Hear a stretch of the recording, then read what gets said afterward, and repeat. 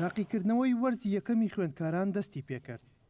ئامادەکاریەکان بۆ بەڕێوەچوونی پرۆسەی تاقیکردنەوەکان بە وتەی سەرپەرشتیارانی پەروەردەیی ئامادەیە لە پێناو ڕەخساندنی کەشێکی گونجاو و ئاسانکاری بۆ بەڕێوەچوونی پرۆسەی تاقیکردنەوەی وەرزی یەکەم. دیارە بەڕێبەرتی پەروەردەی ئێمە 340 ناوەندی خوێندنمان لە ئێستادا سەرقاڵی تاقیکردنەوەکان جگە لە باخچەکانی منداڵانەوانە. بۆیە هەر ئێستا خۆشحاڵ بووین بەوەی کە هاتینێکێ لە خوێندنگەکان کە تاقیکردنەوەکان بە شێوازێکی ڕێکپێک بەڕێوە دەچێ و ئومێد دەکەین کە ئەو کەش و هەوایی کە داوامان کرد بۆ هەموو ناوەندەکانی خوێندن بڕەخسێنرێ لیژنەی تاقیکردنەوەکان و تەمەنا دەکەین قوتابیان و خوێندکارانمان بتوانن نمرەی باش بەدەست بهێنن و هەوڵ و مادووبوونیان بە زایع نەڕوا.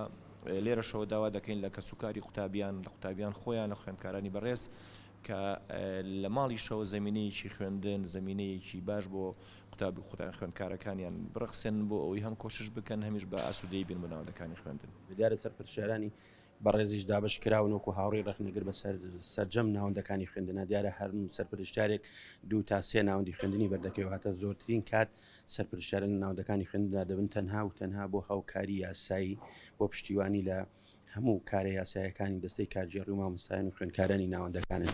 ومێ دەکەم کە پشتیوان بەخوای کەورە کارەکان زۆر باشی بڕۆ. مامۆستایان ئەو دەخەنە ڕوو پێویستە لەسەر دایکان و باوکان هاوکاری زیاتری خوێندکارانیان بن.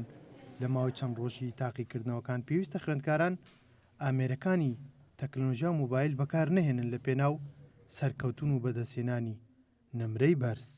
خاڵک کە ئێمە زۆر ینی تەکیدی لێ بکەینەوە مەسلەی بەکارهێنانی مۆبایل و ئامێرە ئەلکترۆنیەکان لەم زەمەنەیە هەچیەک ئەکەن دایکان و باوکان بتوانن کەشێکی وا بڕەخسێنن لە ماڵەوە کە خوێندکار ئەوەی مەشغوڵی ئەوەی سەرقاڵی مۆبایل و ئامێری ئەلکترۆنیە ئەو هەوڵ با لەگەڵ بابەتەکانە کۆشش بکە بۆی بتوانێت نمرەیەکی باش بەدەستبێنێت. زیاتر لە 340 ناوەندی خوێندنگە لە سلێمانی تاقیکردنەوەی تێدا ئەنجام دەدرێت. مامۆستایان هەمیشەوە دەخەنە ڕوو پێویستە خوێندکاران هەوڵی زیاتر بدەن بۆ ئەوی بە سەرکەوتووی و بەدەستهێنانی نمرەی بەرز پرۆسەی قۆناغەکانی خوێندن تەواو بکەن. ئەحمەد ئیسماعیل گەلی کوردستان، سلێمانی.